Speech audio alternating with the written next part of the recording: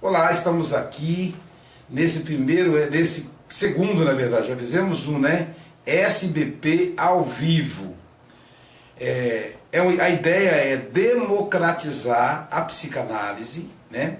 Nós da Sociedade Brasileira de Psicanálise, nós somos professores, né? Eu, Aloysio Silva, Sócrates Pereira, né? Temos também o João Rocha.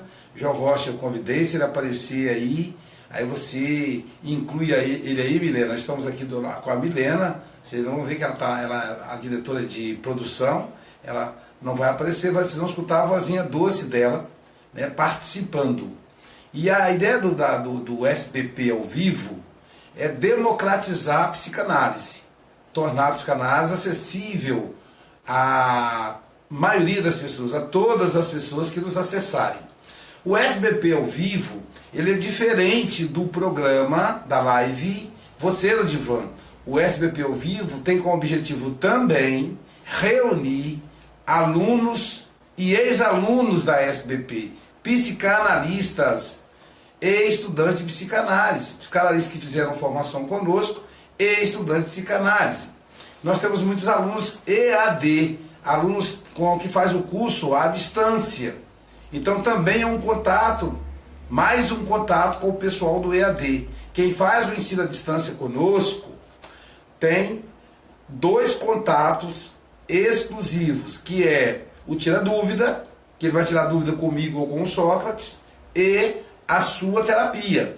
Ele recebe o vídeo por e-mail, o link, né? Ele acessa, assiste, recebe os textos que ele vai ler, todo o material incluído, e tira dúvida. E agora tem esse tira dúvida grandão, que é o SBP ao vivo, que vai acontecer uma vez por mês, sempre na quinta-feira, às 19 horas. Como hoje houve até a gente se agitar um pouquinho, então.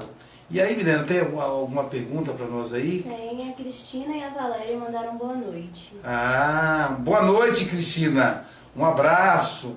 É um prazer tê-las aqui. Deixar o Sócrates aí se apresentar, o professor Sócrates. Sócrates, ele é também psicanalista, professor da SBP. Sócrates faz mestrado em psicologia pela Universidade Federal de São Paulo. E aí, deixa aí, né? Diga aí, Sócrates. Boa noite a todos e a todas. É um prazer estar aqui para nós, né?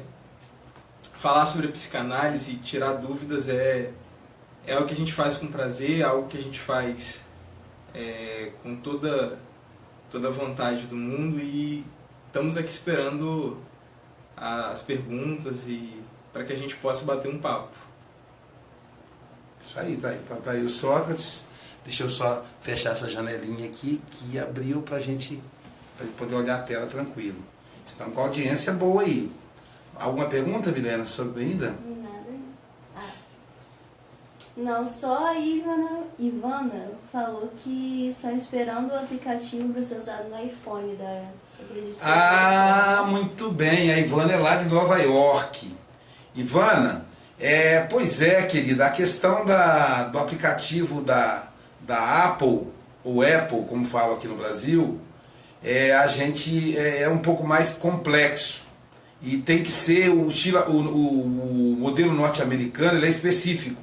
E para a gente é interessante fazer dentro do modelo dos Estados Unidos, porque as pessoas que querem nos acompanhar pelo aplicativo são exatamente pessoas que moram nos Estados Unidos. Então, Ivana, você deve estar sabendo da minha agenda aí, em abril próximo eu vou aos Estados Unidos, vou estar no estado de Massachusetts e no estado de Denver, do estado do Colorado, né, a capital Denver. E o Fabrício, lá do Getú, vai nos ajudar com esse projeto aí. O Fabrício é fera na informática e o Fabrício ficou com a tarefa de nos ajudar aí colocando o nosso material dentro do aplicativo dos iPhones, né? Então, Deus quiser, vou até perguntar ao Fabrício como é que está o andamento do projeto, se realmente precisa aguardar a minha ida para lá em abril, mas pelo que ele falou, o ideal seria eu estar perto. Ele não só vai montar, mas ele vai me ensinar como operacionalizar, né, o aplicativo Psicanálise Aloysio no sistema iPhone. Porque a gente montou primeiro no Android, porque o Android é mais popular, né? Então, a maioria do Android. O iPhone são poucas as pessoas que têm. Né, então, a gente pensou em montar primeiro pelo Android por essa questão, né? Mas, pensando aí, talvez até o Windows Phone compense a gente ainda tem o Windows Phone ainda. São três sistemas, né?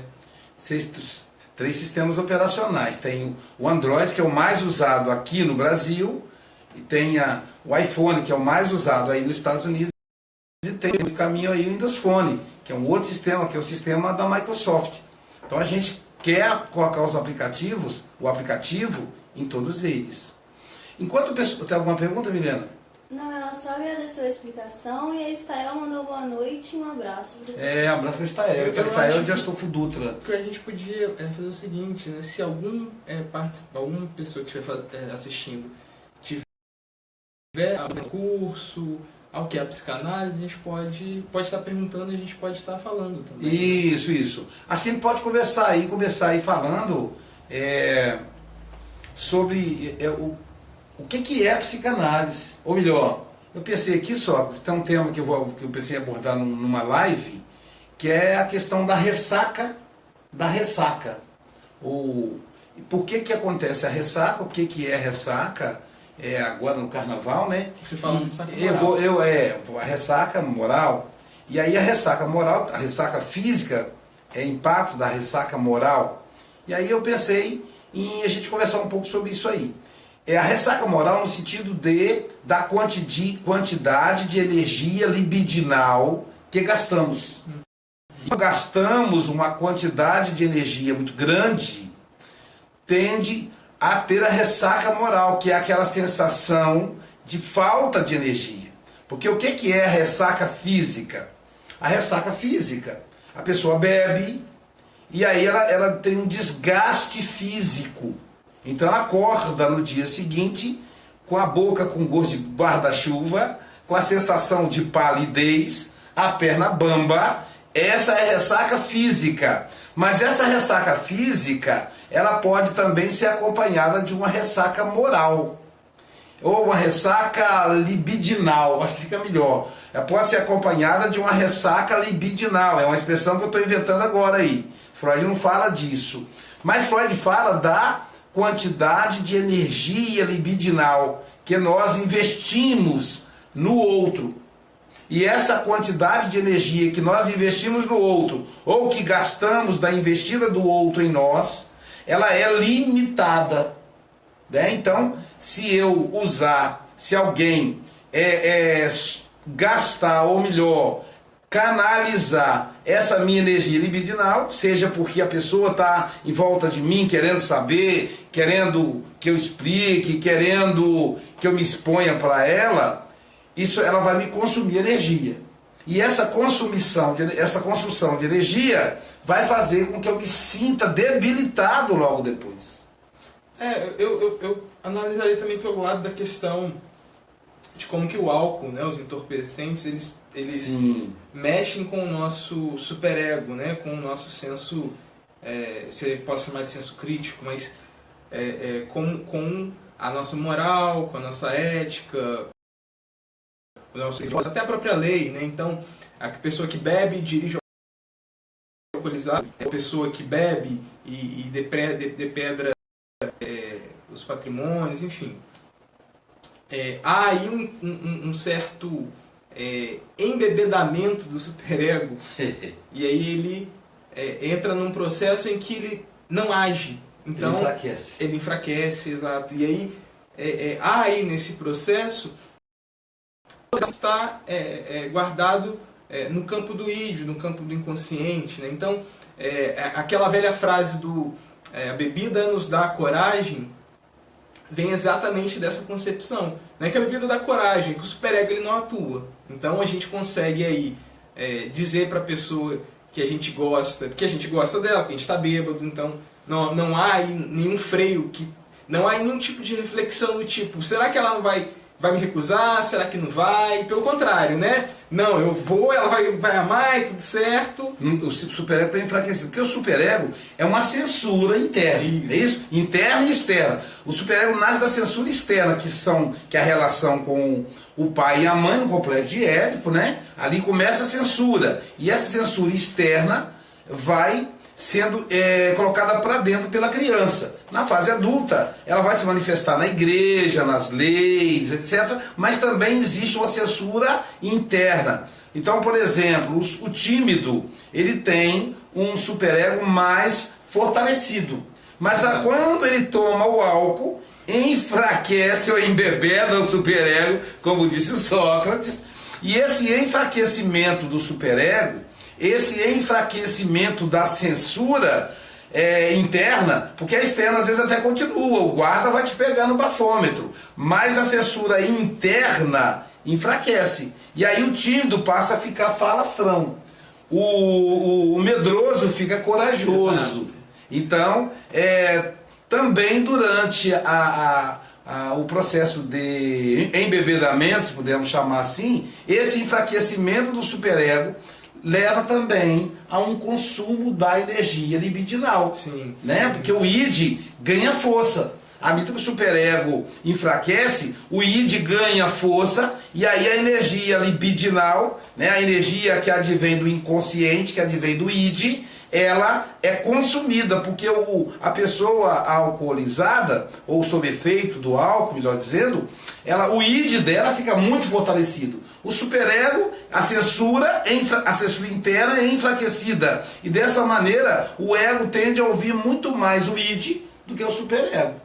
Né? Porque também tem que saber que o ego não está sendo violentado. Isso. O ego não foi embebedado. Então, quando a pessoa alcoolizada, as decisões que ela toma, na verdade ela sempre teve vontade de tomar. Isso. No entanto, ela não toma por causa da censura do superego. Mas como o superego está enfraquecido ou está embebedado, aí ela passa a tomar decisões que ela não tomaria antes. Então a grande questão aí não é a culpa do id, mas do ego, que fica mais aliado ao id e não tem mais o superego para ele contrapor a situação. Porque vejam, o ego é quem toma as decisões. Então, se há um processo de angústia, por exemplo, a decisão final sendo o id e o superego, o ego é quem decide. E aí quando você fala, né, dessa questão da investida, né, e o id, ele é puro prazer, ele busca o prazer a todo momento, então é como se você queimasse toda a sua libido nesse prazer. E no outro dia você tem um desprazer enorme, porque você pensa em tudo que você fez, em todo esse processo que seria fracionado, ou seja, a conquista do outro, a coragem de enfrentar o rapaz forte, né, que as pessoas às vezes têm e caçam as brigas, de dizer as verdades, mandar áudio para o chefe dizendo que o chefe é um babaca e tudo mais. Isso tudo você começa a refletir no outro dia de que há uma forma de ser do mundo, né, uma forma de se funcionar, que faz com que nós tenhamos as nossas satisfações, as nossas gratificações e os nossos prazeres de uma maneira fracionada, de uma maneira parcial, para que nós não tenhamos o desprazer no final. Então, se eu puder dizer tudo que eu quero para todo mundo a todo momento, não há sentido na vida, né? Então, não vai ter vida social. Isso, né? não, e aí, por exemplo, eu adoro um dia de sol, amo um dia de sol, mas eu só dou valor aos dias de sol porque é dia de chuva. Se só houvesse dias de sol, não teria sentido, não é? Eu entraria num estado em que eu odiaria aquilo, porque só há sol. Então é esse contraponto, né, entre o que me dá prazer e o que não me dá. Né? Então, na medida em que eu gasto tudo no que me dá prazer, eu acabo perdendo ou gastando, queimando toda essa energia, e depois eu não consigo usá-la. Tanto que quando a gente bebe, extrapola na bebida e entra nesse processo alcoólico mesmo, de perder o senso, de perder o superego, No outro dia nós não conseguimos render no trabalho, nos estudos, com a família, porque a gente está passando mal, está com dor de cabeça, está com vômito. E o cansaço, exato. O cansaço é algo que marca muito quem está no processo de ressaca, porque cansa realmente o corpo. E esse cansaço, não seria um diagnóstico do tanto de energia libidinal consumida? Sim, que a gente gastou, o tanto de energia que foi gasta ali. Porque vejam, para que eu possa trabalhar, eu gasto uma determinada quantidade de energia. Há um investimento de energia ali, não tem quantidade não, mas há um investimento de energia ali.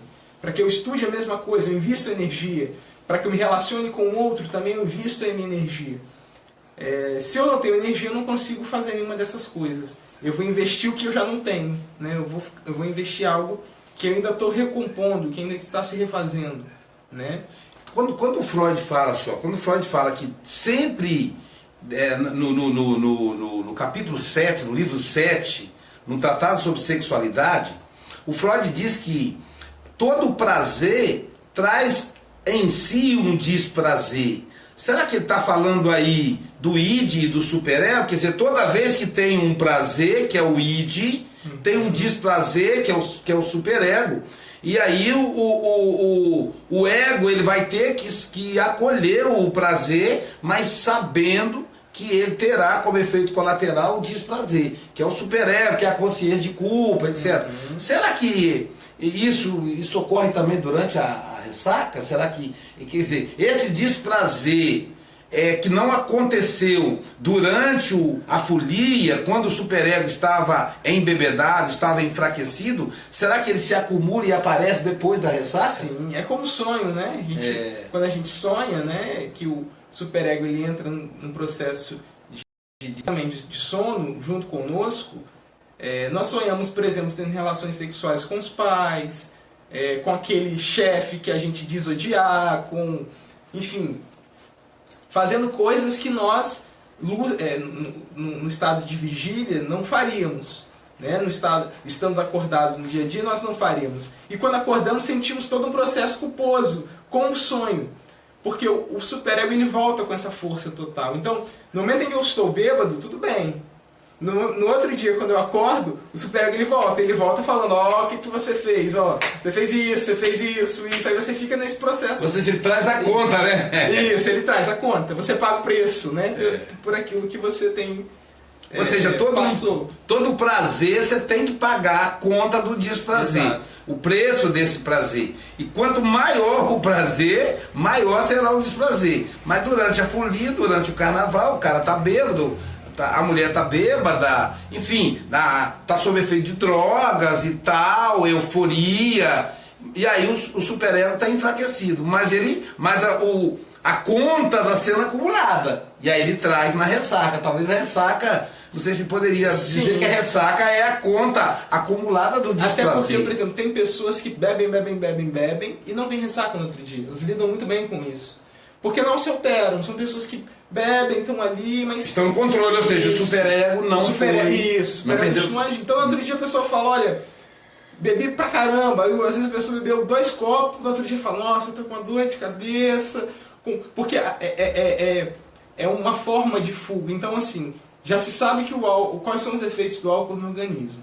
Então eu aproveito disso para fingir que o meu superego tá bêbado também. Então, eu falo o que eu quero, eu digo que eu faço o que eu quero, e aí nesse processo, quando eu não tenho mais o artifício do álcool, é aí que entra esse processo culposo. Nossa, eu não devia ter dito isso, que dor de cabeça, nossa, mas que cansaço, não devia ter ido beber ontem, por conta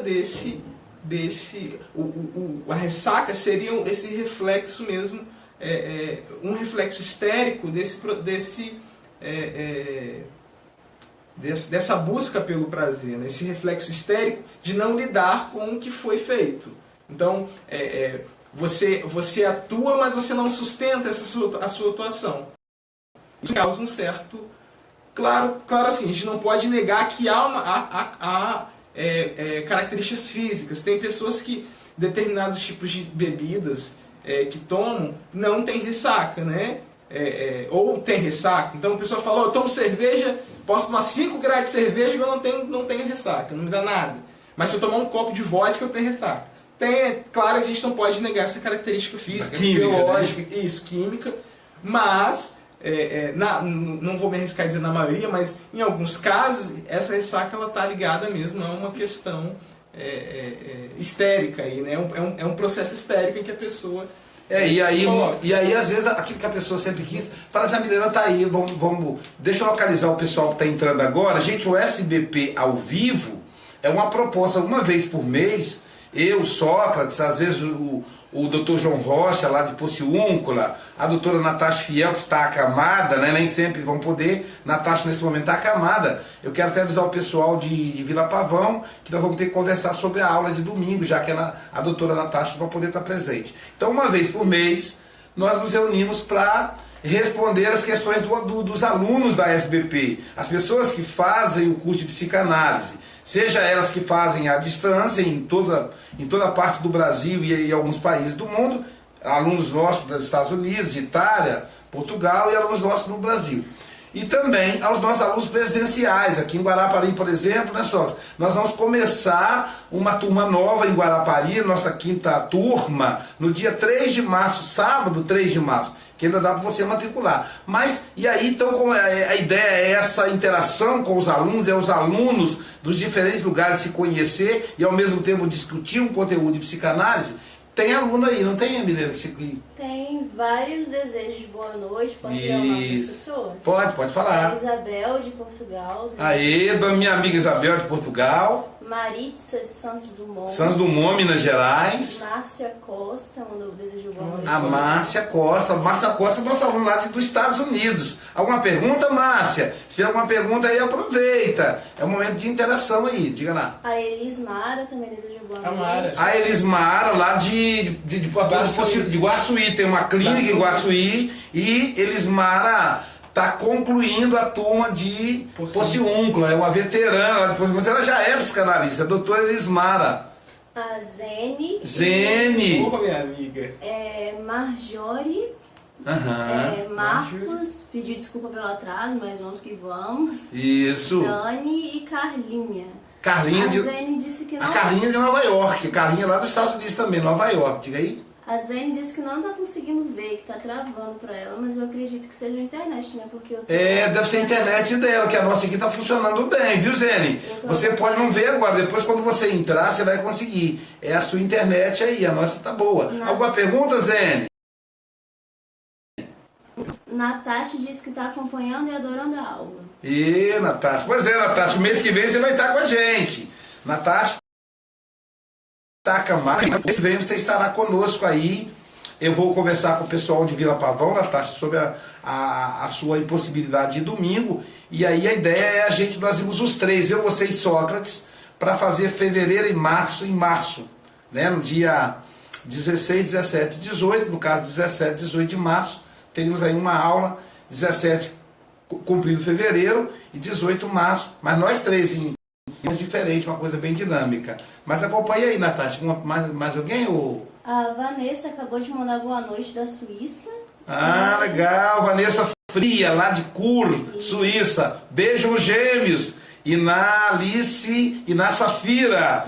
Tá bom, Vanessa?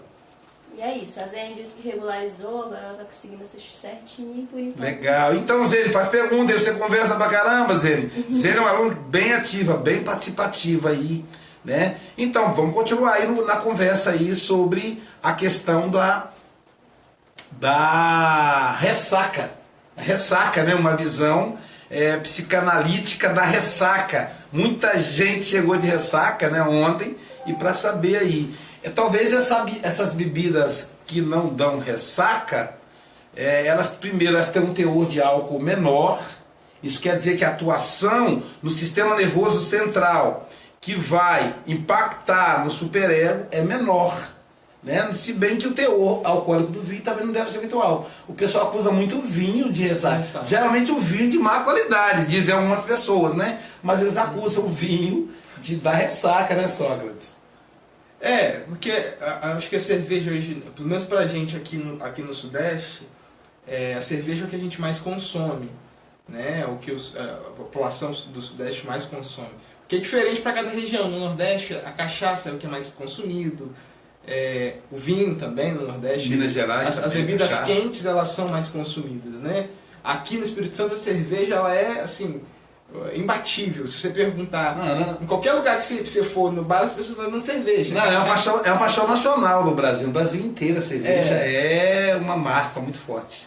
Mas a questão do teor alcoólico, né, ela influencia também nessa questão da alteração mesmo do indivíduo, né, de como ele vai lidar, o quanto ele vai precisar beber para que ele fique alto, né? Então a cerveja tem e aí também varia de como você está, né? Se você procura a bebida para esquecer a briga, para esquecer o problema, você vai ter uma velocidade para que você vá ficar alcoolizado, né? Então, se você está ali buscando como uma forma de fuga, né? Então isso vai levar você a ficar alcoolizado com 2 copos, com uma garrafa. Agora, se você está ali num processo mesmo recreativo, processo de sociabilidade, você pode ficar 5, 6 e você não, né, ainda está de uma maneira digna ali. Que a gente perde, as pessoas perdem a dignidade no processo do álcool, né? A Rua da Lama em Vitória tem esse nome não só por ser de lama, por ter sido de lama em determinado momento, né? Histórico, né? Histórico, mas por as pessoas caírem mesmo no ponto de perderem a sua dignidade. Não é da moral, né? Mas isso influencia na medida em que você vai ficar alcoolizado, em como será a sua ressaca no outro dia. Então a questão da fuga, você entra nesse processo, pode ser que você entre aí no processo alcoólico, né? Porque a bebida te dá esse processo de fuga, assim como outros tipos de droga, a maconha, o LSD, que eleva a sua serotonina no nível tão alto que você fica feliz a todo momento, a pessoa toca assim na outra, você fica, é como se você estivesse sentindo um orgasmo isso, todo, uma né? sensação, porque o nível da serotonina está tão alto que a pessoa ela entra nesse processo mesmo, tanto que o LSD era chamado de beijo de Deus, né? por sentir-se uma felicidade tão grande, mas que no outro dia queima-se tanto essa serotonina que a pessoa entra num estado de melancolia, de tristeza, né? nem depressivo, mas de tristeza profunda, porque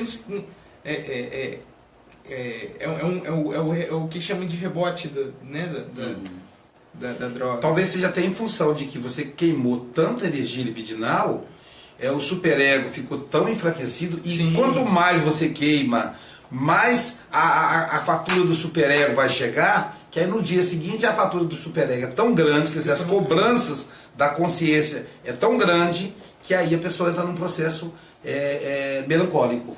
Tem pergunta, não é isso? Tem sim. Diga lá, vamos lá. A Jandira desejou boa noite e a Zene perguntou que falassem sobre os mecanismos de defesa. Também veio isso aí. Aí, pessoal, agora começou a aparecer o conteúdo teórico do curso de psicanálise. Aí viu aí, a Zene está fazendo essa pergunta para vocês se localizarem. Zene é a nossa aluna lá de Porciúncula, né? A que a gente chama de Porciúncula 3, né? Que é a turma atual de Porciúncula. A terceira turma de Porciúncula. A quarta turma de Porciúncula, para quem mora aí, Porciúncula, Itaperuna, Tombo, Carangola. A próxima turma de Porciúncula começa em maio, né? No dia... Isso. Problema na internet aí. Às vezes a Vivo diminui aí a velocidade. O Vitor Hugo não está aqui para cobrar deles. Então, ele está fazendo a pergunta aí, porque o que acontece?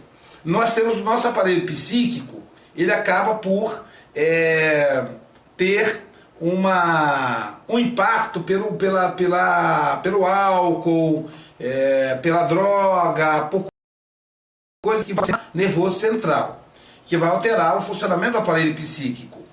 Então, o alcoolizado, ou a pessoa sob influência do fármaco, ou mesmo da química ilegal, que é o caso da maconha, maconha, a gente não pode esquecer, Sócrates, que tem os elementos químicos que são uma medicação e muitas vezes a pessoa faz uso sem prescrição do psiquiatra, é um negócio muito sério isso no Brasil, né? Mas a pessoa sob impacto do fármaco ou da droga ilícita ou, né, enfim, da química ilícita, ela corre o risco, ela pode enquadrar naquilo que o Freud chama de fugas da realidade, né? A fuga da realidade são mecanismos que o psiquismo, que o ego utiliza para se manter saudável, para não se sentir saturado.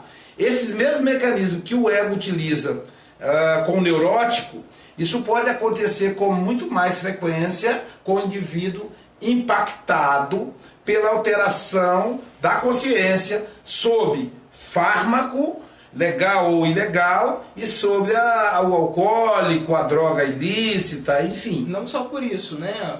O indivíduo que come por compulsão, que compra por compulsão, também estão fugindo aí dessa realidade. Isso. Então há um problema, eu vou comprar. Há um problema, eu vou comer. É o mesmo processo de quem fuma, de quem bebe, né? É o processo de fuga, de não querer estar ali naquele momento. Então, eu como, né? A pessoa que come compulsivamente, ela não come pela fome, ela come pela cabeça, pelo pensar. Eu vou comer porque eu esqueço. A fome de afeto. Isso, eu vou comer porque eu esqueço do que está acontecendo. Eu vou comprar porque eu esqueço do que está acontecendo, né? E aí a pessoa que vai buscar a rota de fuga do álcool... Alguém mais alguma pergunta? Tem uma pergunta da Dalva Maria. Sim. Relacionada ao filho dela. Eu não sei se é dela, né? Quando um filho não é desejado, esperado pelos pais, como fazer depois de 3 anos com a criança arteira inquieta, quebrando todos os brinquedos? Como educá-la? Tá, vamos exato, porque aí mudou de assunto completamente, Dalva. A gente, se não der tempo de responder, a gente se compromete com todo carinho, minha querida, a responder isso para você aí mesmo, o pessoal vai poder ver aí no seu texto. Mas só para a gente não mudou o assunto completamente. O que acontece? A fuga da realidade, então quando a pessoa vai beber, pode até ser que quando ela começa a beber, ela não quer dizer um desaforo para o chefe, para o colega de trabalho, naquela festa de confraternização, que o negócio começa a pegar no final, ela até não tem essa intenção, mas quando ela vai beber, ela tem a intenção de fugir da problemática, da rotina que ela traz, da realidade psíquica que ela traz. Ela está endividada, está com a conta no cheque especial, ela está com problema no casamento. Então, de alguma maneira, essa pessoa também está querendo fugir. É uma fuga, quem vai beber, é uma fuga consciente ou inconsciente. Por que é consciente ou inconsciente? A pessoa fala, eu vou relaxar, eu vou esquecer os problemas, então é uma fuga consciente. Ou então ela fala, eu vou só me divertir, é uma fuga inconsciente. Mas a mesma fuga acontece, por exemplo, quando a pessoa vai comer demais, né? Ela está com fome de afeto, né? Ela sente falta de afeto, seja porque a namorada está desprezando, o pai e a mãe não estão dando atenção. Então, ela, com essa fome de afeto, ela volta à fase oral, e aí ela quer mamar, ela quer mastigar para ter prazer em se alimentar. Então, ela sente falta. Então, ela pode ser em uma outra situação, que também é fuga, ela está brigada com a mãe, né? Ela faz uma transferência e ela briga com a fase oral, então ela não quer comer, aí ela começa a perder peso, é também uma fuga da realidade. Então é a partir da dificuldade de aceitar as imposições do superego. Aí a gente volta ao superego, né, Sócrates? Sim, e aí os mecanismos de defesa, eles entram aí exatamente porque o indivíduo ele não consegue, o superego entende que o indivíduo ele não consegue lidar com aquilo. Então, o indivíduo entra na negação, na formação reativa, né? Na projeção, na identificação, que são todos os mecanismos de defesa que o Freud coloca. Tem vários, né? Mas esses são os mais conhecidos, né? Isso. para que ela não tenha que lidar com aquilo. Então você fala para a pessoa assim, veja, mas o seu problema é com a sua mãe. A pessoa logo se estressa, entra num processo de defesa e agressividade ao mesmo tempo. Então ela é aquela pessoa que fica muito brava e ameaça ir para cima, brigar, bater. É um processo de formação reativa. Então você estimulou algo que vai mexer com o íntimo dela, vai mexer com um lugar que talvez ela não queira, que o superego sabe que vai ser desprazeroso mexer. Então a função do superego é nos proteger do desprazer. Essa censura toda é para que nós não tenhamos desprazeres ao longo da nossa vida. O que o id busca é o contrário, né? Eu quero prazer independente do desprazer. Se isso vai te levar à morte, eu não caguei, eu não quero saber. Eu quero é o prazer, né? Então, os mecanismos de defesa eles vão funcionar exatamente para que nós não tenhamos que lidar com os processos que nos atormentam. Tanto que o Freud, quando fala, por exemplo, da autoanálise, ele vai dizer das dificuldades que se autoanalisar. Porque romper com as suas próprias resistências é algo muito complexo. Por isso que lidar com um analista, né, ir a um analista, para que haja o processo de análise, né, entre analista e analisando, é muito mais fácil de se romper essas resistências do que solitariamente. Então, não, vou pensar sobre o meu problema. Aí você pensa, né, poxa, mas eu tô com raiva de fulano de tal porque está na minha casa. Aí você pensa, não queria que ele estivesse aqui, mas eu sou cristão. Eu tenho que pensar, eu tenho que acolher. Jesus acolheu todo mundo e tal. Então aí é um processo de resistência. Você não quer, mas em contrapartida você não consegue dizer que você não quer e isso te atormenta. Só que o superego ele vai jogando aí diversos elementos para que você não tenha que lidar com isso. Porque dizer para o outro que você para o outro não é uma tarefa comum, uma tarefa simples. Visto aí, dependendo de como está constituído esse superego, né, entra como uma questão egoística. Né? Então, olha, poxa, mas você não quer me receber na sua casa? Isso é um absurdo. Não, você pode dizer não, você não quer, você vai receber alguém que você não quer dentro da sua casa. Só que isso é um processo um tanto quanto complexo. Por isso entra aí a questão da resistência. Então, a pessoa logo se justifica, né? Mas como cristão eu tenho que aceitar que ela vá, porque né, as portas estavam sempre abertas, Jesus foi para a casa de todos e todos receberam, entendem? Aí há um processo, é o superego aí, isso, agindo, sempre para que você não lide com o seu desejo. Lidar com o seu desejo é lidar, claro, com a sua, lidar, claro, com pessoas, com o outro que talvez não aceite esse desejo.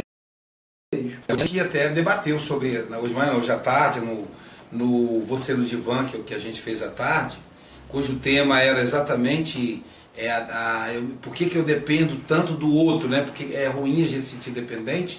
E aí eu lembrei do André, né? Meu está fazendo lá uma formação lá em Vitória, e o André dizendo o seguinte, que é legal você dizer o não sorrindo, uma maneira de você driblar aí, digamos aí, o superego. Exatamente, porque como diz o Freud muito bem, você diz todas as verdades quando a gente brinca, né? Então não pode, não posso, dessa vez não, só a semana que vem, sempre sorrindo, que aí tentando impactar menos o não para o outro. E aí a gente tem que aprender a dizer não, porque quando a gente diz não para o outro, aí está dizendo sim para si. Então, quando a gente quando a gente diz o sim ao invés do não, se a gente quer dizer não, a gente se violenta. Né? Então é um desprazer muito grande. Né? E o não que é dito para o outro é do outro. Isso. Quando nós recebemos o não é nosso. Agora, no momento em que nós dizemos o não para o outro, ele passa a ser do outro. O outro tem que lidar com esse não. Não somos nós. Poxa, mas fulano está apresentando de mim. Tá, mas eu não queria ir. Então, o não que eu disse para ele é ele quem tem que lidar, não sou eu. O não está com ele agora, não está comigo. Eu disse, não, está com vocês, não está comigo. Entendem? Então, é um processo em que a psicanálise ela trabalha muito isso. O que é do outro é do outro. E aí sempre separar isso. O que é meu, o que é do outro é do outro. Depende da pessoa que diz sim o tempo todo, né, Sócrates? É uma pessoa controladora, né? Ela quer controlar o outro. Porque o que acontece? Se eu dizer não, o outro vai ficar magoado, melindrado. E aí eu não quero que ele fique magoado. Eu quero controlar ele. Mas na medida em que eu digo não, eu entrego para ele. Se ele vai ficar magoado ou vai aceitar bem, isso é um problema dele. É dele esse conflito, não é meu. Eu estou abrindo mão do controle, da reação emocional dele. Alguma pergunta, Milena? A Zene tinha perguntado se era um mecanismo de defesa. Eu acho que ela estava se referindo à questão da fuga. Eu acho que foi respondido, né? Sim, a fuga também é um mecanismo de defesa. A fuga é também um mecanismo de defesa. Porque defesa do ego é um mecanismo de defesa porque o ego não toma decisão. Ele não toma decisão, então vai defendê-lo do constrangimento de tomar decisão. Diga. A Marília acabou de perguntar se isso não é ser egoísta. Pois é, diga aí. Veja bem, uma coisa é eu me importar com o outro, e aí dentro, por exemplo, eu ver o outro sofrendo, eu entender, eu ser complacente, ser solidário. Outra coisa é eu querer resolver o problema do outro. São coisas totalmente diferentes. Então, no momento em que o outro fale assim, olha, eu preciso que... um exemplo, eu preciso que você vá para mim em determinado ponto, porque eu não posso. Vai de mim, porque veja, se eu digo para o outro, tudo bem, eu vou, querendo ir, não há problema. Agora, se eu vou querendo não ir, é um processo de agressão comigo mesmo. É como você forçar o outro a fazer algo que ele não quer. Então, é um processo egoísta da parte do outro, não da minha.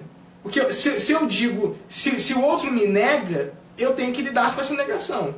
Se eu pedir para o outro a mesma coisa e ele falar não, eu vou ter que seguir a minha vida, dar meus pulos para resolver de outra forma. Agora, então o outro tem que aprender a ouvir não, porque, veja, digamos que alguém peça para você algo e você diga para ela não. A pessoa, né, fica chateada e tudo mais, mas dá os pulos dela, né, resolve lá e tá tudo certo. E aí você pede o mesmo para a pessoa e ela diz não para você, não há por que você ficar pensando, nossa, mas fulano é egoísta, podia ter feito, tá lá à toa. Não, fulano não quer. Então, se fulano não quer, então eu vou dar meus pulos, né? Vou chamar alguém que possa, vou contratar um office boy para ir lá resolver o problema, né? Ou chamo um Uber aí e peço para o motorista ir lá, porque você aí já muda a relação, você tem... A gente às vezes se limita muito a uma quantidade pequena de escolhas. O superego ele prega essa peça na gente. Então a gente sempre acha que ou é 8 ou 80, né? Ou vai dar certo ou vai dar errado. E quando a gente tem um leque aí de possibilidades. Eu diria até que o egoísta, na verdade, é o outro. Quando ele se aborrece com o seu não. Com o seu não, exato. Porque veja, ele quer que você faça algo por ele, mesmo contra a sua vontade. Então o outro que é egoísta, o outro que está sendo egoísta, porque egoísmo seria o culto ao ego. Veja, nesse momento não há um culto ao ego, o ego está ouvindo ali a manifestação do id, que está dizendo para ele, olha, eu não quero, olha, isso é desagradável, sem falar que a pessoa que também, aquela pessoa que só diz sim, ela tem dificuldade em dizer não, na verdade essa pessoa, ela é egoísta. Veja como é que a gente entende a coisa trocada. O egoísta é aquele que diz só sim, porque quando ele diz sim, sempre ele está tentando controlar, manipular a reação do outro. Ele quer a aceitação, ele quer agradar a todos, ele é uma pessoa politicamente... quer estar politicamente bem. Então, na verdade, ele é egoísta, ele está pensando nele. É um processo de projeção de autoimagem. Então, à medida que ele diz não, ele está soltando as rédeas. E aí o outro vai lidar com o não. Eu pensei o seguinte, só fechando, eu pensei o seguinte, que também a pessoa que não aceita, que tem dificuldade em aceitar não, né? É uma questão lá do processo do complexo de Édipo.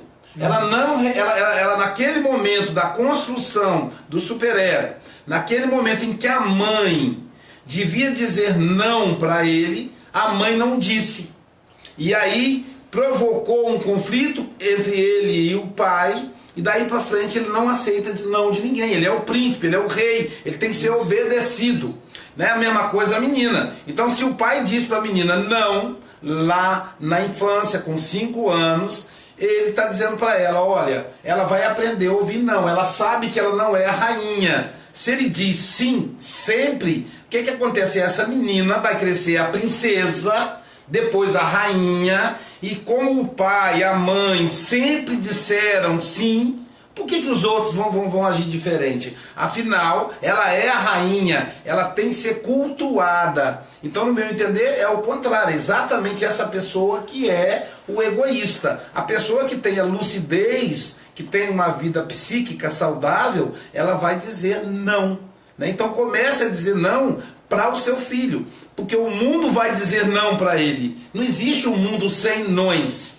O mundo sem nós é um mundo do psicótico, é o mundo do esquizofrênico, né? É o mundo da pessoa que está fora da realidade política, da realidade social. Só para fechar, a gente sempre fala que é o preço a se pagar. Então, assim, se você lida bem com o preço que você paga em dizer sim quando você quer dizer não, não há problema nisso aí, né? É você com você. Só que às vezes o preço pelo sim que você diz em detrimento do não, ele é alto demais. Então, é um conflito. Porque você quer dizer o não, mas você diz o sim para que o outro te aceite. Então aí é uma problemática, né? Nesse dizer o sim. Porque o preço que você está pagando está sendo alto demais por isso. E aí o dizer sim sempre traz 2 consequências. A primeira é você ficar sobrecarregado. Né? Se você é uma pessoa responsável, eu, por exemplo, sou uma pessoa responsável. O que acontece comigo? Eu comecei a ficar sobrecarregado, porque eu sou escravo dos compromissos assumidos. Então, como eu disse sim, eu vou me arrebentar para honrar aquele sim. Se eu tivesse dito não, eu já me liberava e liberava a pessoa daquilo que ela pediu. Então, você fica sobrecarregado. Tem um segundo grupo, que é aquele que diz sim, mas na verdade está dizendo não. Ele diz sim, sim ou talvez. E não honra. E aí você está contando com ele, você pode, ele diz posso. Você diz, então posso contar com fulano. Você está acreditando nele. E aí na última hora ele não comparece e te deixa na mão. Então eu tenho certeza que para outra pessoa é sempre melhor, a verdade, é sempre melhor ter um não para que ela possa resolver, como o Sócrates diz, existem milhares de caminhos para solucionar o mesmo problema. Então se um candidato disse não, você vai buscar outros caminhos. E aí, então você diz não logo de cara, a pessoa se libera e pronto. Ou então você vai dizer sim, você vai ficar preso a ela. Ou então você vai dizer sim porque você quer, aí é legal, né? Então tem esse também. Eu tenho um amigo, por exemplo, que é um problema, porque eu não posso contar com ele. É um amigo muito querido. Então ele diz sempre sim. Aí eu nunca sei quando é um sim de verdade, quando é um sim do coração dele. Porque ele diz sim, mas na hora H não comparece. Porque ele quer dizer não. Então também tem esse detalhe. Esse é o problema da dificuldade em dizer não. Milena, mais participações aí? Dentro do tema ou vai mudar de tema? Então, a Zene tinha feito 2 comentários. E de controle, a pessoa é pervertida? E o Marcos concordou com o que vocês disseram, né? Disse que o outro é tão egoísta que mesmo ouvindo não, quer ouvir sim, é egoísta e manipulador. Isso, muito bem, Marcos, é isso mesmo, egoísta e manipulador. Wagner disse que está acompanhando, excelente. O Wagner é excelente, Wagner é nosso... Wagner foi coordenador da turma de Petrópolis, é um grande profissional lá, um psicanalista primeira linha. Quem mora em Petrópolis, cidades vizinhas aí, precisar de um psicanalista, aí o Dr. Wagner Souza. Isso. A Adriana agradeceu pela oportunidade de estar aprendendo com vocês, esse aluno do curso. E a Elis fez um comentário: o bonzinho é chamado de mentiroso e depois acha ruim. É isso mesmo, é que eu falei, o efeito colateral do bonzinho. Porque quem diz sim sempre vira bonzinho. É isso. Né? Mas aí a hora que ele não puder honrar o sim que ele está dizendo, aí ele vai ser chamado de mentiroso, de pessoa que não cumpre o que promete. Então, amigos, é sempre saudável dizer não. Eu sei que não é fácil. Eu sou uma pessoa que lido com muita dificuldade, Sócrates também, né, Sócrates? Com a questão do não. Eu sempre uso como exemplo a Jailza. Jailza é muito bem resolvida nisso aí. Eu digo, Jailza, vamos comer pizza? Ela fala, não. E acabou. Vira as costas e vai embora. Vai embora, acabou, sem assim, culpa, sem nada, entendeu? Ou então, vamos ao cinema? Sim, e vamos. Então assim, ela até fala comigo, nossa Luiz, você se justifica demais. Ela diz que a gente percebe a pessoa que tem dificuldade de dizer não, quando a pessoa justifica demais. Vamos comer pizza? Não, eu estou mal indisposto. Não interessa, não, acabou. É problema do outro. O outro é que vai lidar com como disse o Sol, passou a batata para a mão do outro. Aquela frase, né? Uma flecha lançada, uma palavra dita nunca volta. Isso. E não volta mesmo, é do outro agora. É do outro. É como se eu fincasse. E aí só vai parar nele se isso incomodá-lo. Então, não. Aí o outro fala, tá, tudo bem, não quer ir, não vai. Ele vai ficar, talvez ele fique até impactado. Isso. Como nós estamos mal acostumados, nós estamos acostumados a ouvir não, a gente vai ficar mal, mas depois ele lida bem. E aquele que não lida bem, normalmente é o egoísta, é o caprichoso, é aquela pessoa que não foi castrada. Ela é o rei, é a rainha, então os súditos que somos nós temos que dizer sempre. Vamos lá, Milena? Você tinha falado da Dalva, volta na pergunta da Dalva. Pedro. Mas aí não tem mais nenhuma pergunta Dentro ligada a desse esse assunto? tema, tem uma outra pergunta? Tem alguns comentários Vamos lá, vamos de ver, vamos- concordância, né? Concordando. Quer que eu leia aí? Vamos lá, vamos ouvir a voz da Milena, gente. Então, a Elis disse que o bonzinho é chamado de mentiroso e depois acha ruim. Dani comentou que o bonzinho não é bom porque ele não sabe dizer não.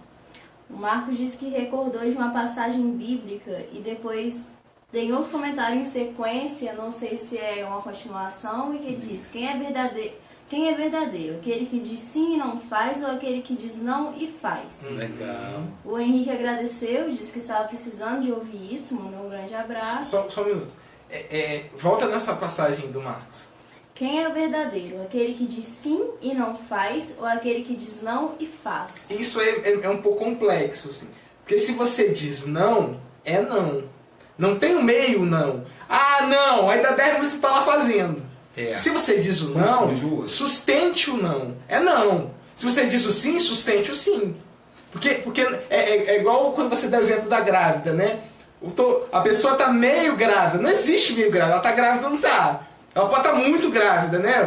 Eu vim de um encontro em Leopoldina, onde uma amiga está grávida. E eu falei pra ela, você está muito grávida, você está quase ganhando, né? Mas ela não está meio grávida, né? Ela falou, tem metade ali do bebê. Não, está grávida. Então, o não é não.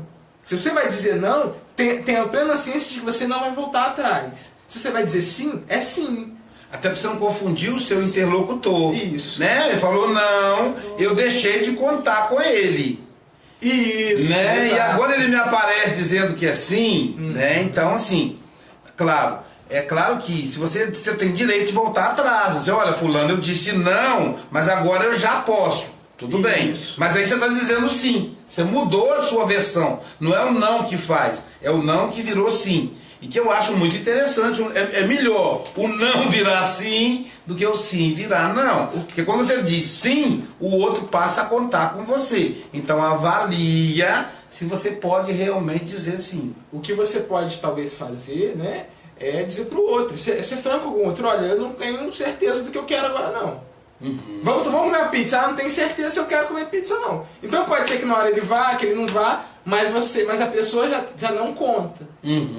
O ideal mesmo é... Dizendo sim ou não? Isso, é dizer sim ou não. Porque se ela diz, né, não tenho certeza, a pessoa pode tanto contar como não contar. Se você diz o não ou o sim, né, isso isso fica mais claro, né? E aí você tem que saber sustentar. Então, por exemplo, né, vamos comer pizza. Não quero ir não. Aí você muda, agora deu vontade, não, tarde demais. Esquece, não vai comer pizza, fica na sua, porque você já perdeu essa oportunidade. Quero ir. Poxa, já falei que vou, não estou tão desanimado. Agora você vai. Esse é o problema. Porque, então... veja, é preciso que se sustente isso, para que o outro perceba o que você... qual é a sua intenção. Se você não sustenta, para você mesmo isso fica incógnito. Porque você não sabe o que você quer, o que você não quer. Eu digo sim, e faço, e vou pelo não depois, eu mesmo não sei se eu quero. Se eu digo não e faço, poxa, então eu mesmo não estou sabendo quais são os meus desejos. Isso pode denunciar um outro elemento, que é a ignorância de si mesmo. A falta de autoconhecimento. Que a análise vai ajudar muito. Dos grandes baratos da análise é o autoconhecimento. Tem participação, né, menina? Acho que é o Danilo, né? Tem bastante perguntas. Vamos lá, tá legal. Agora aqueceu. A Zene tinha perguntado, é o pervertido? Ou seja, tem a ver com uma pessoa pervertida ou controladora? Muito bem. Depois ela pediu para falar mais sobre a justificativa seguida do não e do sim. E tem perguntas da Dani também. Do Dani. É o Dani, é Danilo. Perdão. Não, mas é normal. Normal. O Dani é nosso aluno lá da Espanha. Ele mora em Madrid, né, Danilo? E aí a gente chama carinhosamente de Dani. Então, ele disse o seguinte. Acho que é Dani. Olha, as pessoas que dizem sim a tudo sempre estão à procura de reconhecimento, de aceitação, tem a ver com a carência na vida deles, segundo o tema de Aloysio hoje. Uma pessoa que é bonzinha sempre está condicionada aos outros, o bonzinho sempre é o objeto? Eu acho que sim. Terminou essa pergunta? Do Dani, isso aí. Porque veja bem, o Freud, quando ele vai se contrapor aí aos comportamentalistas, né, ao behaviorismo, enfim, ele vai dizer que não se pode medir o caráter de uma pessoa pelo comportamento. Então, aquela pessoa que faz e ele até coloca um exemplo no livro, que ele vai falar, existiam 4 soldados na guerra, e aí era preciso que eles fossem resgatar um colega no fronte inimigo. E aí ele vai colocando a situação, porque os 4 se colocam à disposição para ir resgatar esse colega. E aí ele fala, olha, para os comportamentalistas, os 4 são bons.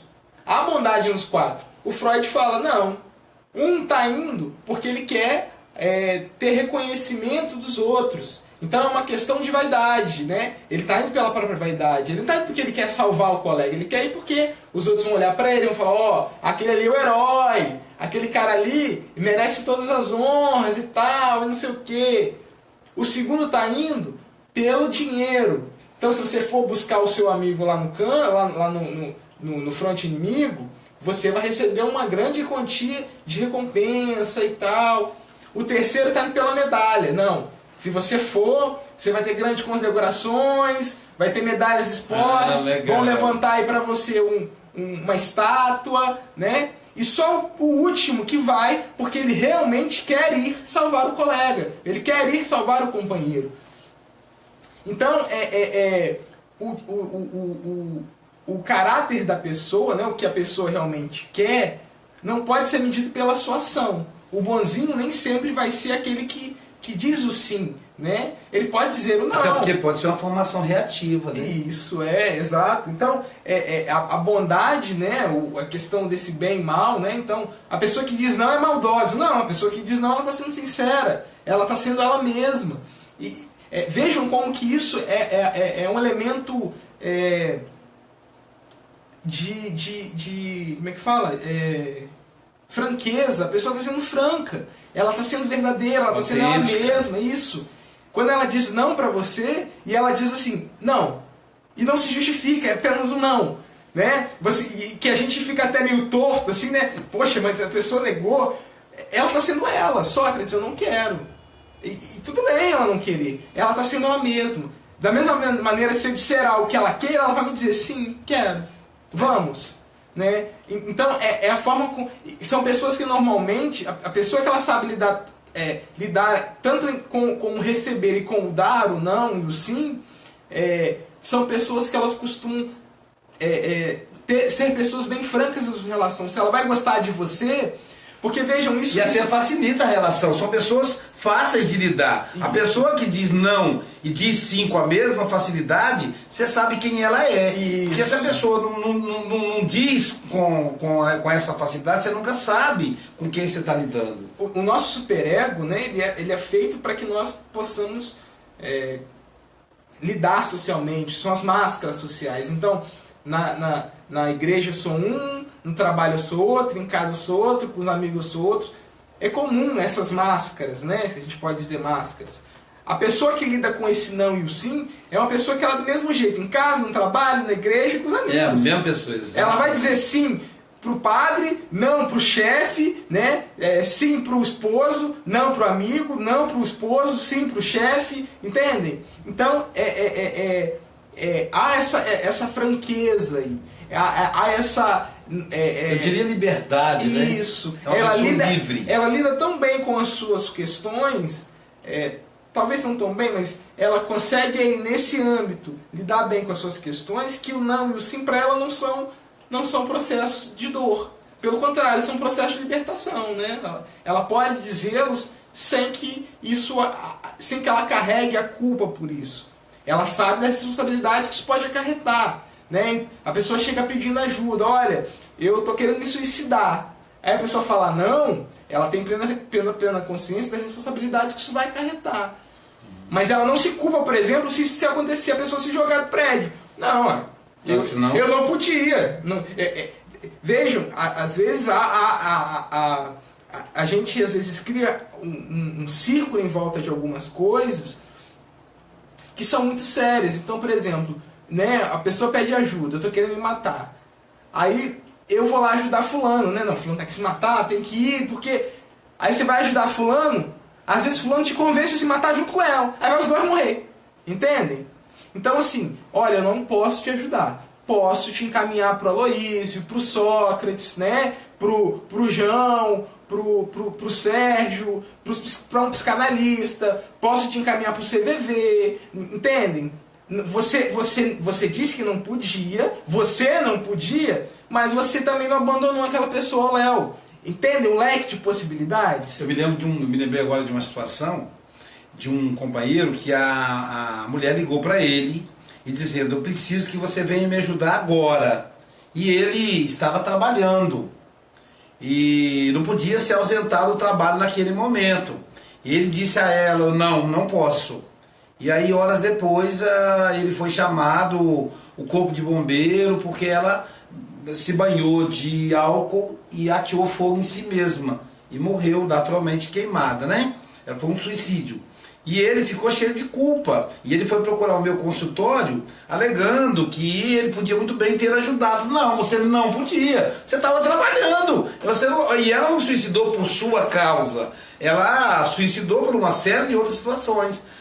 E também o fato de você ir lá não quer dizer que ela não iria suicidar. Então, a gente traz pra gente uma responsabilidade que é do outro. E que aí realmente é muito complicado. Mas só pedir a Milena, você consegue adicionar o João aí? O Dr. João Rocha? Dr. João Rocha Filho. Eu acho que ele já chegou aí. Vê se você consegue a ferramenta aqui. Aqui no celular eu consigo ver. Celular como, perdão. Deixa eu dar uma olhada. Dá um socorro lá pra ela, Sócrates. Então, que aí o João Rocha, que é o nosso companheiro, nosso parceiro lá de Poço 1, vai participar conosco aí ao vivo. Vai aparecer uma janelinha com ele aí, quando ele falar a gente amplia a janela. Nós nunca fizemos essa experiência não. Eu sei fazer aqui no celular só, que dá pra saber. Aqui no maisinho. No maisinho, é isso aí. Sim, mas ele entrou, isso que eu quero saber. Tem que procurar o maisinho e procurar o nome dele, não? Mas então, enquanto eles olham lá, deixa eu explicar. A questão do Dani aí, Dani, é que realmente um processo de rejeição na infância, um processo de rejeição na fase oral, que é a relação com a mãe que rejeita, a mãe que entrega para babá, é a fase de maior estrutura afetiva. Se você foi rejeitado, abandonado nessa fase, você tem uma tendência a dizer Muito sim, porque você tem medo que a pessoa te abandone. Então, a todo momento, por um processo inconsciente, a gente tem medo de ser abandonado. E esse pavor pelo abandono, essa necessidade de agradar o outro, essa necessidade de ser aceito pelo outro faz com que a gente diga sempre sim. Veja bem, a necessidade da aceitação social é um processo natural no meio político, no meio social. Todos nós buscamos mecanismos de ser aceito. O próprio superego, ele trabalha com essa possibilidade. Ele existe em função disso. Mas, quando essa aceitação nos torna pessoas carentes, aí nos tornamos pessoas chatas. As mesmas pessoas que se agradam quando a gente cede, elas passam a nos achar chatos, que a gente fica atrás, pedindo ajuda, querendo atenção, porque quando você diz não, você vai também receber não. Então aprenda isso aí. O que vai acontecer? Você vai ter que aprender a lidar com as suas próprias questões. E aí a análise ela é fundamental, porque quando você analisa, você tem alguém para você falar suas questões, abrir o seu coração e aprender a lidar com essas questões. Se eu digo não para Milena, é natural que amanhã a Milena diga não para mim. Não por vingança, pode até ser por vingança, mas eu tenho que aprender a lidar com isso. É o que o que a Zene estava falando do pervertido. O pervertido paga esse preço. O pervertido ele diz não e não está nem aí para a consequência. Ele entrega a bola para o outro. Ele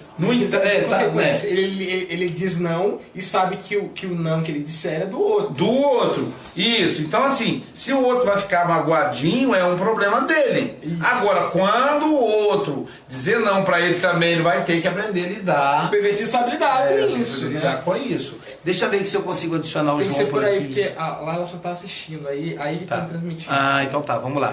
Pode falar só, eu vou tentando mexer aqui, pessoal. Pergunta? Tem 2 comentários do Dani, né? Então, a condição que movimenta a pessoa uma resposta positiva... Pera só um minutinho. Gente, vamos fazer, porque já são 8 e já foi. 8h20.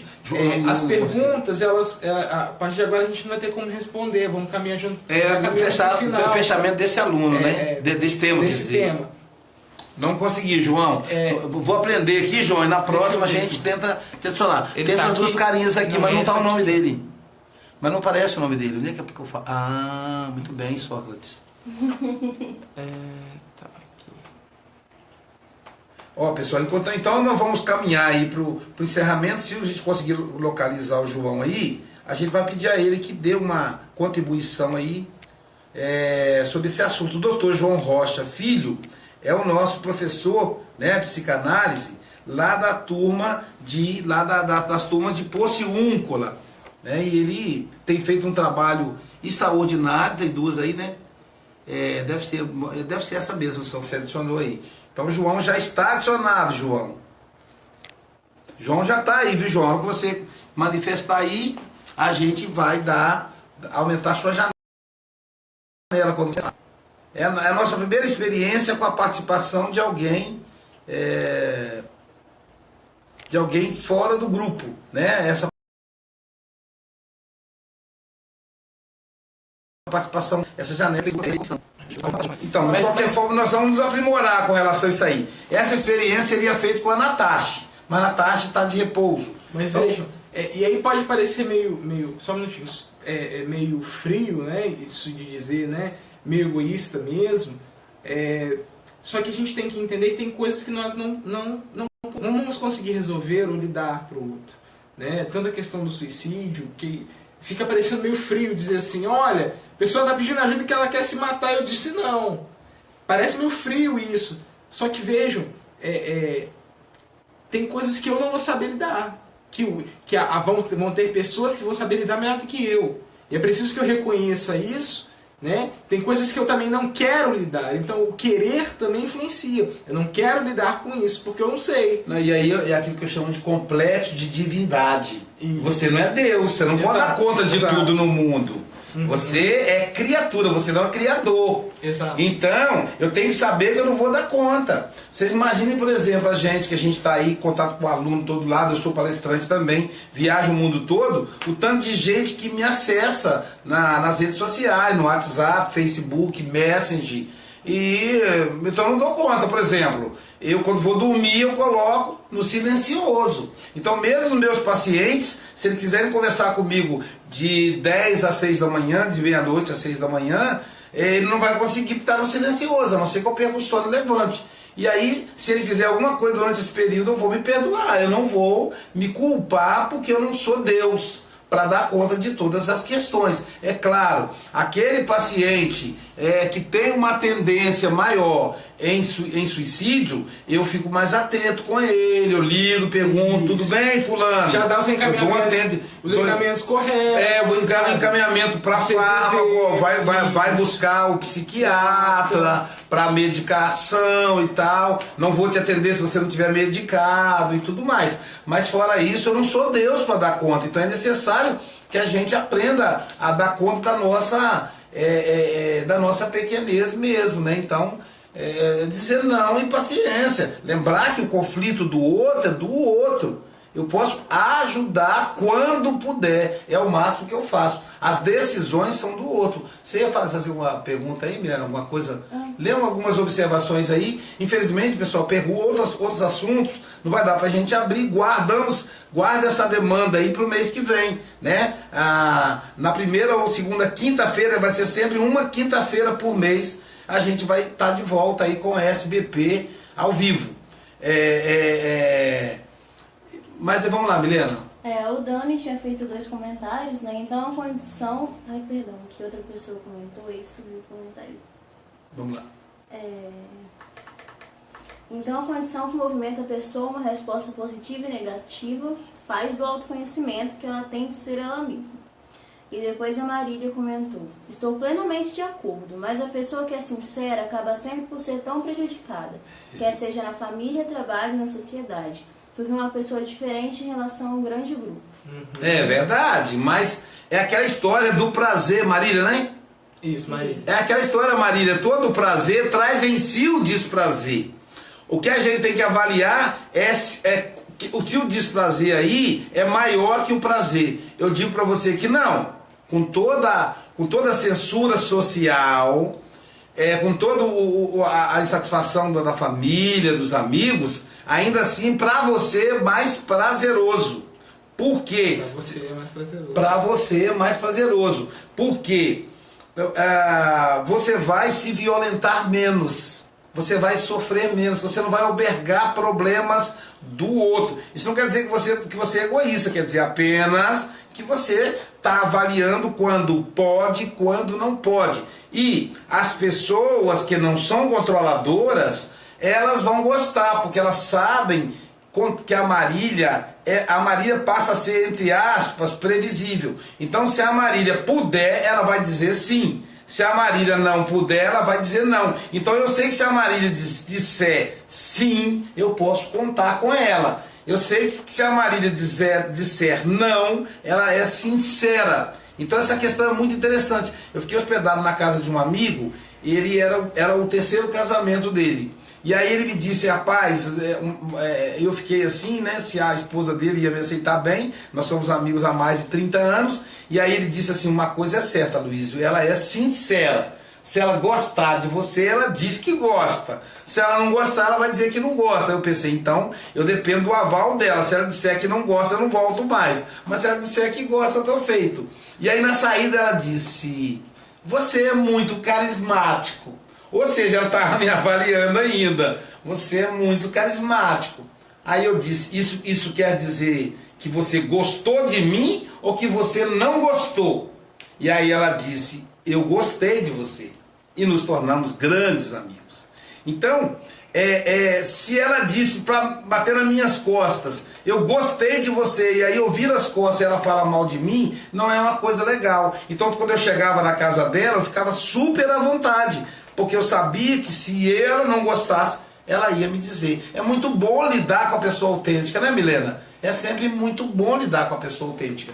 Ainda que você... Agora, quem que você vai desagradar? Você vai desagradar o egoísta. Um amigo meu dizia que... Um amigo dele, o Nelson Xavier, lá de Barbacena, né? Ele dizia que um amigo dele dizia, Nelsinho, ele chamava de Nelsinho, você dissipa todo mundo, cara. Você está se sobrecarregando. Você precisa aprender a dizer não. Senão você vai se arrebentar todo. E aí esse amigo dele um dia liga para ele e fala, Nelsinho, estou precisando de você. Eu preciso que você faça tal coisa. Não. Aí o amigo ficou com raiva dele. então, quer dizer, o outro, ele não tem a posse sobre nós, né? Então, o egoísta, naturalmente, né? A pessoa imatura psicologicamente, naturalmente, ela não vai ficar satisfeita.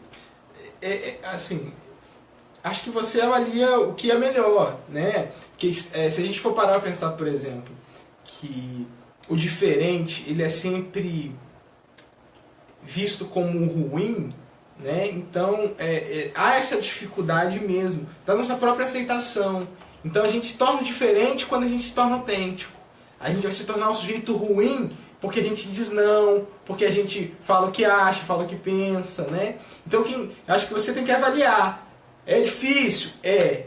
Mas o preço que eu estou pagando, o preço que eu pago por isso tem me gratificado? Se sim, tá bom. Continua. Se não, então leve como você achar que é mais... que te dê mais prazer. Eu partilho do comentário da Luísa. Eu acho que isso vai... Que o ser autêntico lhe dá uma certa liberdade. Ele coloca numa condição de sujeito que pode decidir.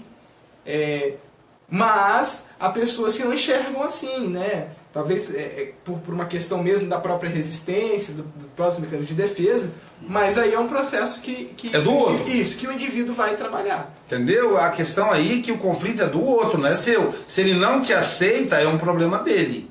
Isso. Agora, se você se aceita, aí é uma questão sua.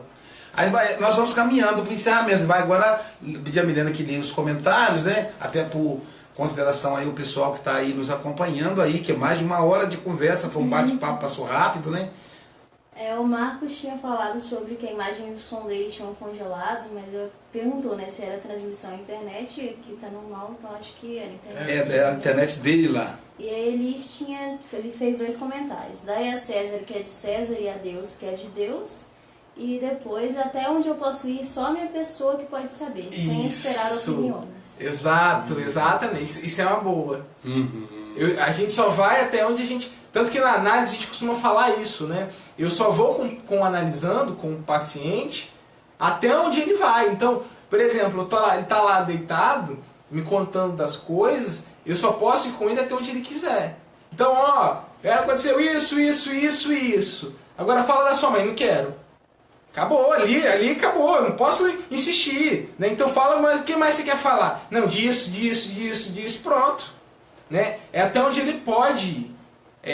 Se eu forço, e aí entrando já numa questão mesmo da atuação do psicanalista, né? Se eu forço essa entrada, eu não tô indo com ele, eu estou induzindo a ir, o que não condiz com o nosso fazer profissional, com o nosso papel, né? A ideia é que ele vá porque ele pode lidar. Então, porque mesmo que ele vá por vontade própria... Ele tem que te levar, né? Ele não pode empurrado. Exato. Ele tem que te levar, então, vamos lá.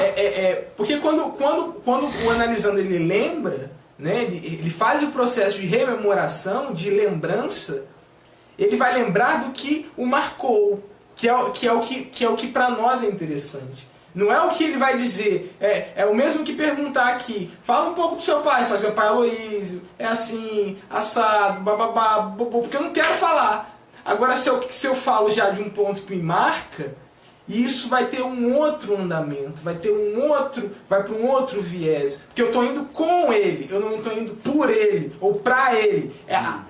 O que o psicanalista vai fazer? Ele não vai resolver o problema do outro. Ele vai junto com o outro lá, ó. Tá vendo aqui os seus problemas? São esses. O que você vai fazer com isso aqui? Não sei, então também não sei. Quem tem que saber é ele, eu não sei também. Mas em algum momento ele descobre. Ele consegue saber o que ele vai fazer com isso. Né? Mas Mas para isso é ele quem tem que ir. Eu só posso acompanhá-lo para que não seja solitário, é o máximo. De resto é com ele. Foi legal. Mais alguma coisa? Encerrou, Milena? Então, pessoal, o papo tá bom, estamos com a audiência boa pra caramba aí. Nossa! A audiência tá boa, Milena. Esse número de pessoas aí presas aí, porque a internet, gente, só pra esclarecer, o Facebook, o dedinho da gente é muito agitado. Pra gente parar num ponto e ficar ali participando é um desafio, né? Eu comentava isso com a Jailza hoje. A tecnologia, as tecnologias modernas como o Facebook, o YouTube, ela democratizou o acesso. Então eu posso assistir um papo legal na Band News, na Globo News, tal hora, mas eu também posso, com um cara consagrado, um jornalista que ganha dezenas, centenas de reais, ou eu posso também ali no YouTube, no Facebook, parar ouvindo desconhecido que vai ter que me convencer pelo conteúdo e não pela fama dele. Então, aí aos companheiros desconhecidos que ficaram, aos nossos alunos e profissionais que já estão atuando, que são nossos ex-alunos, a nossa gratidão pelo crédito, né, que investem em nós, né, Sócrates, para que possamos participar da formação deles como analistas. O mundo cada vez mais vai precisar de analista, porque a tendência é cada vez mais as pessoas buscarem, e para a gente é uma honra participar dessa formação, e é com esse objetivo que estaremos aqui, eu e Sócrates, se Deus quiser no mês que vem, eu, Sócrates, João e Natasha, nesse bate-papo aí, trocando experiências, aprendendo, e nessa interação com vocês aí, como foi o dia de hoje. Aí agradecer a Milena, né, pelo carinho. Vocês ouviram a voz aí agradável da Milena, não puderam vê-la porque ela está nos bastidores, é a nossa diretora de produção, né? Mas agradecer a todos aí e avisar, lembrar mais uma vez, quem mora em Guarapari, região, agora no dia 3 de março, teremos a aula inaugural da 5ª turma de Guarapari. Quem reside em Vila Pavão, também em março teremos aula, ainda dá para você participar. Vila Pavão, Nova Venécia, São Gabriel, São Mateus, Barra de São Francisco, enfim, as cidades, Boa Esperança, Pinheiros, as cidades aí vizinhas de Vila Pavão. Dá para entrar ainda, a turma está começando, e teremos aula em março, dia 17 e 18 de março, já que a nossa querida Natasha está acamada e não poderá comparecer na aula do dia 18 de fevereiro. Então faremos aí, a aula de fevereiro será em março, mas em compensação terão o prêmio de ter os 3 professores juntos, o que é uma coisa inédita, porque normalmente vai um ou outro. Estaremos nós 3, vamos aplicar um curso de como lidar com a depressão em Vila Pavão e em Nova Venécia. É um curso gratuito, totalmente gratuito, 0800, né? Isso é um acordo aí com a Diocese de Nova Venécia, a Diocese de São Mateus, o Grupo Caritas, e aí vamos aplicar esse curso aí para todas as pessoas, né? Só que é importante, com base na obra Luta e Melancolia do Freud, a gente vai dar esse curso, não para a pessoa ser terapeuta, para ela ser psicanalista, melhor dizendo, mas para a pessoa saber como lidar, tendo alguém em casa com depressão, tendo amigo com depressão, ou estando ela com sintomas de depressão. Então, esse mini curso é totalmente gratuito. Esse curso dura 2h30, 3 horas. Então, sexta-feira deverá acontecer em Nova Venécia, ou talvez em São Mateus na sexta-feira, no sábado em Nova Venécia, né, o curso sobre depressão gratuitamente. E estaremos em Vila Pavão, sábado 17 e domingo 18, durante o dia, aplicando aí a aula para a turma de Vila Pavão. Então temos aí a turma nova em Guarapari, turma nova em Pociúncula. Pociúncula vai ser dia 20 de maio, né? Só 20 de maio, que é domingo. Vai ser a aula inaugural da turma nova. Temos a turma da saudade no dia 20, no sábado, com a turma 2. e começamos a turma 4 em Porciúncula, estado do Rio de Janeiro, mas ali divisa com Minas Gerais e Espírito Santo. Fora isso, se você mora longe dessas regiões, temos o EAD, temos o curso de psicanálise à distância, que é diferenciado, você não vai encontrar isso em lugar nenhum do Brasil. Você vai ter 3 encontros conosco por mês. Então você vai assistir o vídeo, vai ter orientação por e-mail, WhatsApp, Messenger, os meios de comunicação normal, mas terá um encontro conosco exclusivo, por WhatsApp, vídeo chamada, então, comigo, com Sócrates e com outros terapeutas com outros psicanalistas da SBP. Então aí, o EAD, você pode começar a hora que você quiser, você de qualquer lugar do Brasil e do mundo. E até o nosso próximo SBP ao vivo, do mês de março, divulgaremos aí em cartazes, amplamente nas redes sociais, ou então até o Você no Divã, que é na terça-feira, às 13 horas, a 1h da tarde, horário de verão, horário de Brasília. Verão mais não, vai acabar agora no final de semana. Então, o próximo Você no Divã será realmente 1h da tarde, não mais no horário de verão, mas ainda no horário de Brasília, tá bom? Então, uma boa noite e acompanhe conosco aí, compartilhe essa live, né? Para que chegue essas informações a mais pessoas. Pode postar no Facebook, no YouTube, manda endereço através do WhatsApp, coloca lá no seu grupo do WhatsApp o link para o seu amigo acessar, para ele poder participar dessa democratização da psicanálise, né, Sócrates? Porque as redes sociais aí, seja você o multiplicador. Da nossa parte não tem direito autoral, a gente abre mão. Outra coisa, tem uma novidade. O Vitor Hugo, né? Vitor Hugo, que agora vai ser um cientista da computação, fazer ciência da computação. Ele amanhã mesmo vai converter esse vídeo para o YouTube. Então tá no YouTube também. Você digitar lá, SBB, digitar lá, Luiz Silva, Sócrates Pereira, vai aparecer lá no YouTube. Então você vai poder ver. E também vai estar na live, no aplicativo, né? O aplicativo é só você clicar Play Store, Aloísio, Psicanálise Aloísio, e aí vai aparecer lá também esse vídeo a partir de amanhã, ok? Sócrates, com as palavras finais da minha parte, eu quero mandar um beijo e uma boa noite a todos e deixo para os Sócrates aí as despedidas aí do nosso público.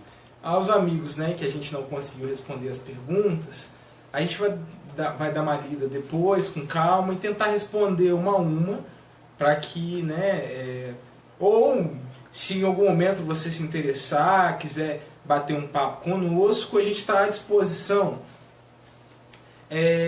Se quiser vir, inclusive, né, assistir a uma aula no dia 5 de maio, que a gente vai começar a turma de Guarapari, né? 3 de março. 3 de março. A primeira aula ela é sempre sem compromisso, né? Então você pode vir assisti-la, não necessariamente, ou seja, eu vou assistir e vou começar a fazer o curso, não, pode vir assistir, sentir como é, saber como que é a metodologia, como é a nossa aula, e se você gostar, você fica e faz o curso conosco. No mais, foi um prazer estar aqui com vocês essa noite, batendo esse papo, e até o próximo encontro. Até o próximo encontro.